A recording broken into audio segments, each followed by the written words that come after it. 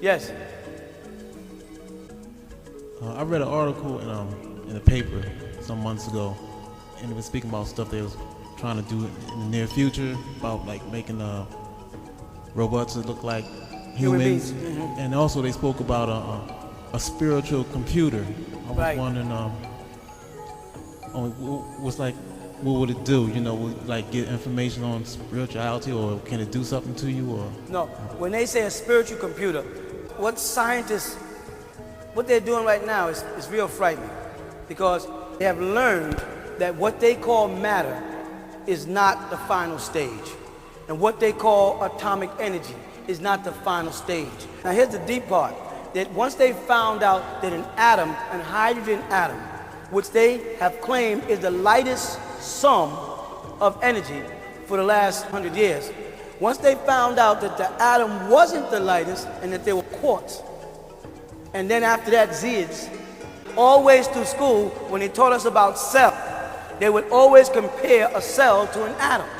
They would say, well, an atom has a nucleus and it has electrons and protons moving around it, just like the cells in the human body. So, if they became aware of the fact that hydrogen, which they thought was the lightest atom, is not, that there is invisible matter, matter that does not have a sum. By that I mean, the word we use, something, really comes out S-U-M-T-H-I-N-G, the sum of the thing, how something, what it amounts to. So they say hydrogen is the lightest atom or the lightest thing in existence. Once they found quartz, they have to alter all the scales and all the weights, be it metrics or whatever, because there's no weight for a quart. There's no substance for the quart. There's no density for the quart. So it is actually a spiritual thing that they have confirmed exists, when for years they couldn't prove that the spiritual world exists. The acceptance of an element lighter than an atom is admitting that there is some existence intelligent that is not perceivable by any equipment that they have made to date. So with that being related to energy, now let's go to the human cell. So when they found that out, then they must have also found out that beneath the lightest, the smallest form of matter, there must also be intelligent energy. So they confirmed the Ba and the Ka and the Ah of ancient Egypt, that there is a spiritual world. There is an etheric world, an intelligent abode that they are now tapping into with computers, because they couldn't tap into it with the ordinary mathematician's mind, because they use math to do this. So what they're calling these new spiritual computers are computers that will be able to detect or sense intelligence not perceivable by the human eye. They will be looking into exoplasma and the spiritual world. Now what they don't know is the gates of the spiritual world. And when they open them, when they make this magnetic link, the way you do with electricity, when you make a mistake and grab electricity, it has a thing. You grab it, and it grabs you. And then it decides to travel from its destination and include you in its path, and it zooms through your whole body. When they bite into this spiritual world with these computers, what they don't want to admit is that when they grab it, it's gonna grab them. Now, do they know that happens? Yes.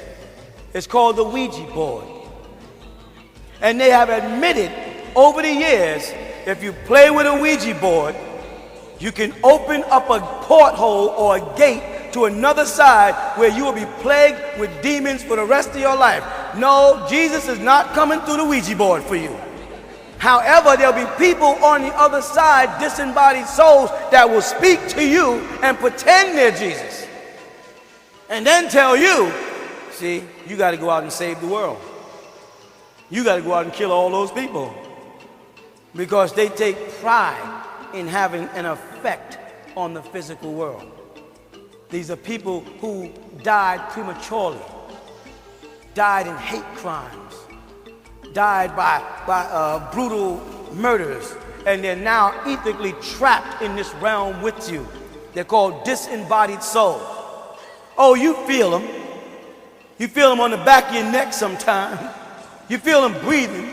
You feel it sometime when you're walking and they step periodically into this realm by accident, but you know what enhances their presence? The adrenaline in your body. The fear. See, a dog also picks it up. See, that's why they say a dog can tell when you're afraid and will go after you.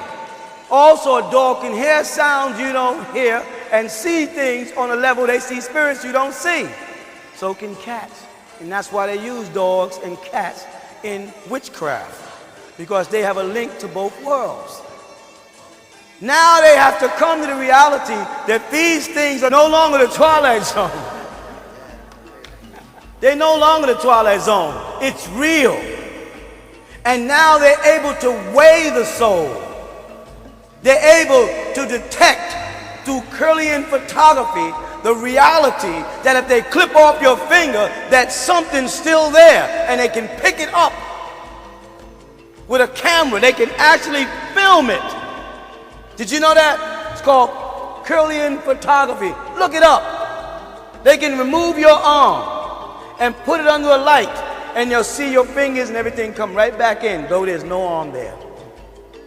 This is a fact today.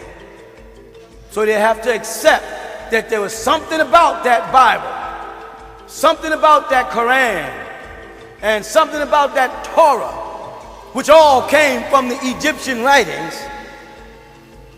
You understand? Something about that religion that they got from those Egyptians and their connection with the stars and their talk about the soul and the spirit and the etheric you, the Ba, the Ka, and the Ah, or the Ruach, or the Ruh in the Torah, or the Holy Ghost. There's something about the fact that Horus was known to be a falcon and Jesus was known to be a dove. There's something about the connection between the birds and these two so-called divine children. And Horus, being the son of Osiris, a god, making him the son of God, and Ra, as Ra Harakati, Ra the god, so he was a son of God and God on earth. In Egypt, something like 10,000 years, cutting it short, before Jesus was born. Something about the fact that that's written on a wall, carved in a stone, kept in a tablet, locked in a vault, and kept in the bony cage of those few fortunate beings that have access to that information. There's something about that, you hear me? Something about the link between that information and why they want us to be everything but Egyptian. They don't mind us being Christian. They don't mind us being Muslim. They don't mind us being Buddhist. We can cut our hair off and get a little patch and put an orange robe on and be a Hare Krishna. Stand in the airport and sell bamboo, but don't link up and take Egypt seriously. They fought against Dr. Ben Yachanan for over 50 years as he tried to reveal how powerful Egypt was. You hear me? And the power the Egyptians had once they start realizing they're Egyptians. That's the first thing. The first realization is, I'm not just studying Egyptology. I am an Egyptian. I know y'all are thinking walk like an Egyptian, talk like an Egyptian. They did that too. They put that in your mind, so it turns it into a joke and away from the reality. In other words, their present day scientists have now come to face the reality that there is a spiritual world and that you are directly linked to it. Out of all the countries in the Caribbean, all right, which country is suppressed and kept the poorest? Haiti. Listen again. Out of all the countries in the Caribbean, you're right. Which country? Why Haiti? Voodoo. White folks, by the hundreds of thousands, go to Louisiana for the Mardi Gras, strip off their clothes, get buck naked, skunk drunk at a voodoo ceremony. You understand? Why? Because they're seeking soul. They're seeking contact with something. They know there's something missing because, get that beat? I could ask any one of y'all to get up and lock yourself in physically with those sounds. Not just, I don't want to just use the word dance because that's one of the tricks. I don't just want to say dance. I want to say you can lock yourself in with that sound, and if you keep going, you'll go into a form of ecstasy. So they create a drug called ecstasy to detour your mind from that reality. They create clubs, bumping beats, and have children spend from 10 to 4 in the morning in a form of ecstasy, now dancing to the music.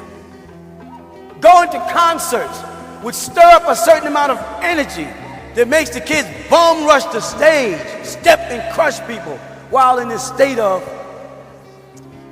So they see that when we gather in groups and we start linking our emotions, things start happening. So they made laws, unlawful assembly. What does it mean? 3 or more of y'all standing in one place is dangerous. What the heck does that mean? 3 or more ethnics in one place on a corner is dangerous. How do they automatically become dangerous? Because there's going to be some type of mental link that can take us to a state of ecstasy. And while we're there, we might happen to see a white person walk by and remember what they've done to us, and just out of the clear blue sky decide, I'm going to bury my foot in your butt. I don't know you. I don't know you, but I know what you have done to my people in America, in the Caribbean, in Cuba, Puerto Rico, even where? Africa, where else? I know what you've done to my people where? China. I know what you do to people. I know what you are. You are the devil. You hear me? But you told us then there's going to be hate, enmity, jealous between the woman who was who? Eve, Hawa, whatever name you want to use, and who else? And Satan. And Satan's what? They say Satan's zera in Hebrew. Satan's zera, his offspring. So the Bible admits to us in Genesis chapter 3 that the devil has a zera in Hebrew. He has a seed. A seed is coming from reproducing, a begetting, a wulad, or ulad in Hebrew, wulad in Arabic, to conceive a child. So the Bible admits in Genesis 3 that Satan is going to have children, and his children are going to be against Eve's children. And the description of Adam in the Bible is Adamah. Adamah, from Edamah, from brown red soil, from the clotted blood. If you cut a person and you take the blood out and let it sit, when the air hits it, it turns back to brown dirt, granulates, ashes to ashes, dust to dust. So the original man, Adam, was black. You understand? And Eve was black. So if Eve was black according to the Bible, you hear me? And God said, I'm going to put hate between your seed, devil, and Eve's seed, and Eve was black, then there's a physical devil walking around on earth with us, having children when we have children. You hear me? The difference is, as much as we aspire for peace, we'll march for peace. We'll turn the other cheek. They aspire hate, racism, killing, wars. They manufacture drugs. Now they got cartoons killing people, killing each other. Demons and gargoyles in the cartoons. But they don't want prayer in school. A boy can walk into school with a comic book called The Demons of Hell and Gargoyle, but if he has a Bible, the teacher tells him, don't open that Bible, and you better not read it in here. But he can sit at his desk and read a book on the demons. And we don't have a problem. We got a problem to work with. We got a problem to solve. And the only way we're going to solve it is where? Right inside here first. We got to solve it amongst ourselves first. We got to realize what we're up against. We got to realize that every time we turn on a television program, we are being programmed. And so is his people. But the difference is they're the seed of the devil. Like Christ said, and he's a liar and a killer since the foundation of the earth. You understand? And they don't want you to teach that the devil is a man. They want you to think the devil is off the hot sauce bottle. That he's a little red fellow with a pitchfork, with horns. That's what they want me and you to think the devil is, when the devil is on a train with you every day. The devil is about his devilishment. He's moving through the world. He's more prominent now than he's ever been. St. Tonic Church, incorporated in 1966 in California, and who gave him his charter? Ronald Reagan. Don't believe me? Check it out. The devil, he's only afraid of you. He's afraid of this unity. He's afraid of us coming together. He's afraid of the power that we generate when we get together. As we become in one accord. We start focusing our mind on anything and start chanting on that, things start happening. Happens in the church, it happens in the mosque, it happens in all religions. It ain't got nothing to do whether you're a Christian, Jew, or Muslim. Muslims go into ecstasy as Sufis, and Christians are getting the Holy Ghost. It's the same power. It's not that. The power is in you. Because God said what? I breathed my spirit into you, and you became a living soul. You ain't a man, you're a living soul. He's a man. You're a spirit incarnating, and you have the power to project that energy, but you've confined yourself to the body, and in that you've confined yourself to certain places in space and time. You've limited yourself by accepting the confinement to the body, when you can think right now from here back to your house. Go to your room, go to your bedroom, and make up that bed. Walk on out the room, walk on to the kitchen, stop and look around. You see it? You are there and you are here at the same time. When you learn to control that mind power, you can send a powerful you, an etheric you, anywhere in the world or in the universe. In that state, you cannot die.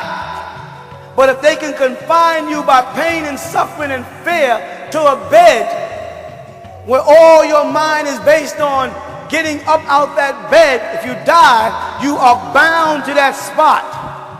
You are ethically trapped in a space and time. The same way, like I said before, if I focus a video camera on you and I spun around, hit that light and spun back, that light would go into that lens and burn itself into the lens, and that light will stay there for a while and gradually fade away.